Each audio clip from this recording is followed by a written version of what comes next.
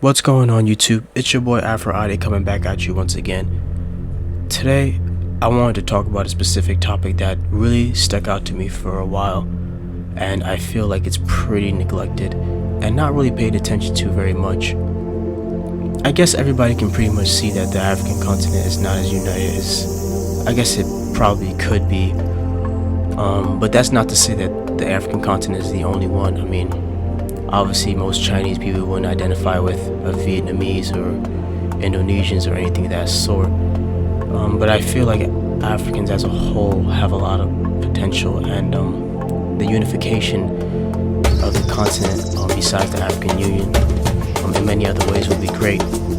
But of course there are a lot of barriers to that, such as different people groups, such as North Africans, Horn Africans, and then just other Africans consisting of many different macro groups, ethnic groups, and things of that nature. However, one thing that I definitely want to talk about in regards to religion in Africa is essentially how a lot of the spiritual beliefs systems of Africa in many ways by other religions was pushed aside and made to look inferior, whether it be minute or in a very great way. Of course, this was due to a lot of things, such as people just simply adopting one that knew Abrahamic faiths, or people just or colonization would be another good aspect. And also another reason would be essentially just because their religion would just be looked down upon. And I noticed this a lot happening to Africans in general.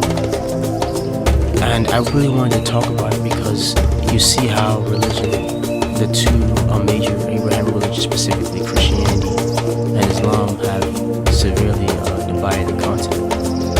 Now, Africa was always divided. Let's be honest, there was no such thing as a Pan-African movement even before colonization and things of that nature. There really wasn't any African going around saying, hey, let's unite, I'm saying, just into one major continent so it can be strong and unite and have more resources, more unification. But one thing that I did notice, as I already stated, is the detriment that Abrahamic religions in many ways, shapes, and form has been very negative on the African people. And essentially it's just another way to divide the people, and like Africa, as I said before, was always divided. You still had the North Africans and the what they would call, I hate the word, but what they would call sub-Saharan Africa. You also have the North and the South, but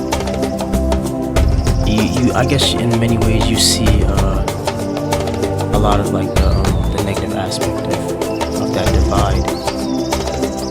And I suppose the reason why I wanted to talk about this aspect is essentially because how has it specifically affected black people, right?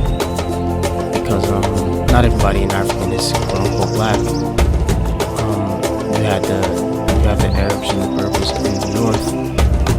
Although I think the North Africans might have been quite different in the past, if you want to go a little bit before the invasions and the conquest by countless people. But that's a story for another time. However, I do believe that the religions have caused a huge amount of damage on the African people and their unity as a people. And essentially you see a lot of wars and things of that nature going on, when really it's, to be fair, it's a lot of just, some of it is just political. But I feel like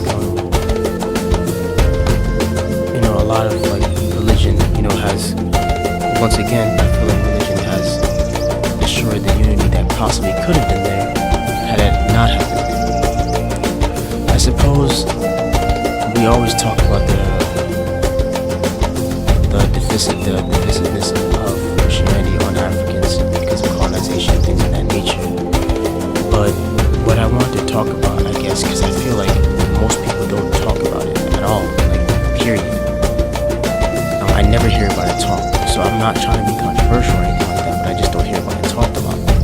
So I guess one thing I really want to talk about is the presence of Islam in Africa.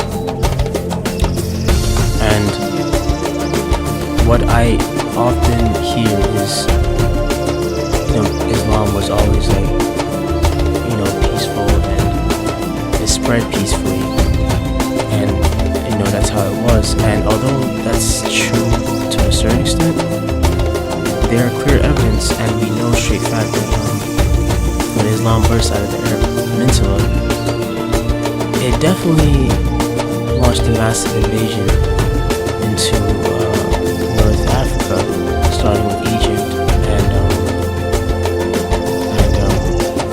then the rest of Africa. Now, that's not peaceful. I mean, we even have an account of the Arabs being stopped before they could push even further later on by the Queen Kahina, a Jewish Berber woman in North Africa that held them off for a while before she was eventually killed on the battlefield. And she was Jewish, and the way they described her was she was dark-skinned with crazy hair, so she either had an afro or locks. So like when you look that up, that's literally what it says about Queen Kahina. And when it was expanding, it wasn't always positive. I mean, even the Berbers resisted a lot and fought the Arabs a lot before they even accepted the religion themselves.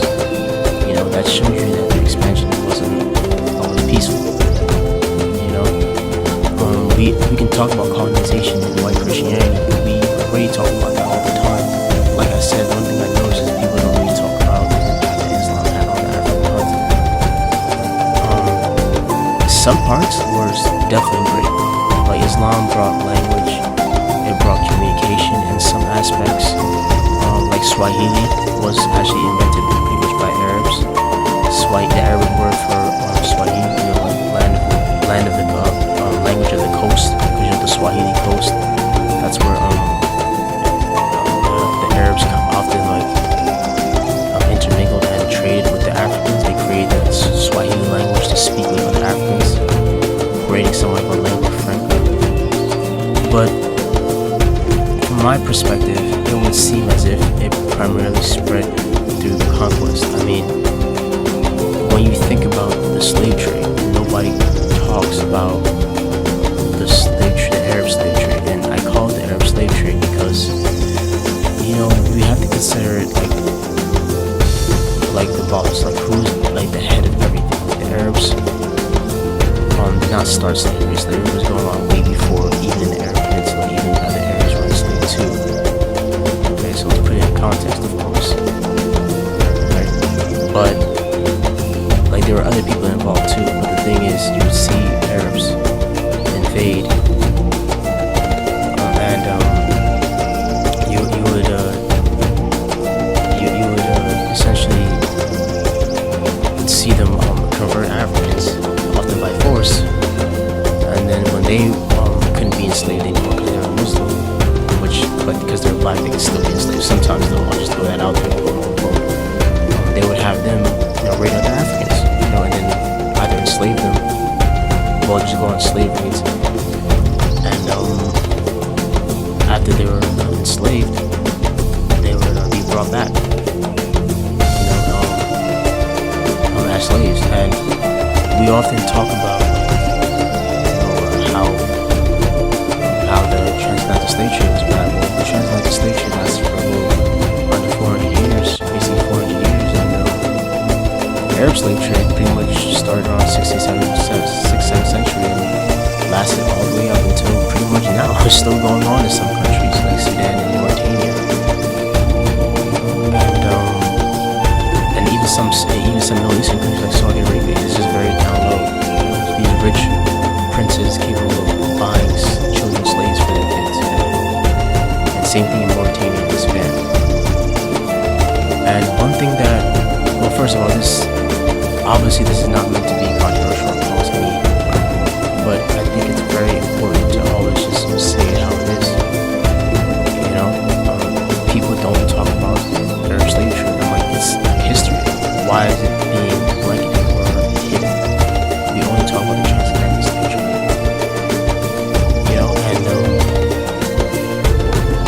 essentially,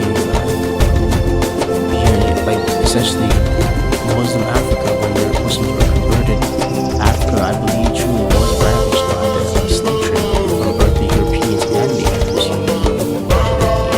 One wonders why the transatlantic slave trade happened when people were just greedy for money. That was economics. But one always wonders, one often asks himself, like, who do I inherit from? Who do you inherit from? Well, let's be honest, even in the movie Roots, which redid it, the movie was redone. When Kunta Kinte was on the ship, if you guys don't know the Roots, there was a series. The movie was basically redone. But basically, Kunta Kinte was essentially on a ship, and the African woman that had sex with that guy to kill him and take the key from him to commit the revolt, that guy was an Arab. And listen, people, they had help. It's not just the black people that are helping them too. The black Africans that are helping them too. A lot of people were involved. A lot of people, there's blame to be put on everybody, but I like how nobody's talking about slave trade, or how Muslims, let me say Muslims, because I guess, how often when Islam came, slavery did kick in. The Somalis, a lot of them were enslaved, before they eventually converted themselves. And in Sudan used to be Christian, Christian Nubia. That's what it was collectively known as. Nobadia, Makuria, and Alonia, the three kingdoms. Nobadia was eventually annexed by Makuria, and they were so tough, they were able to hold off the Arabs and their conquest for a very, very long period of time. But eventually they became Muslim as well. But I like how they didn't try to forget who they were. When the Sultanate of Sennar took power, they did their best to try to actually go back to a lot of their belief systems that they once had before. And I'll just say that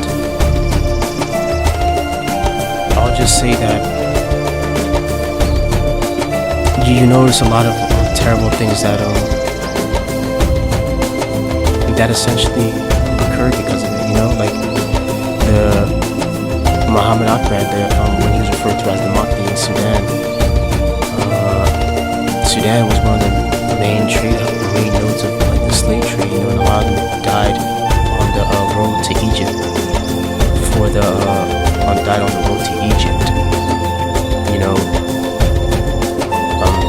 In the desert, and it's sad, and I haven't heard anybody talk about it. And you see how the slave trade affected everyone, especially Africans. They were brought over everywhere.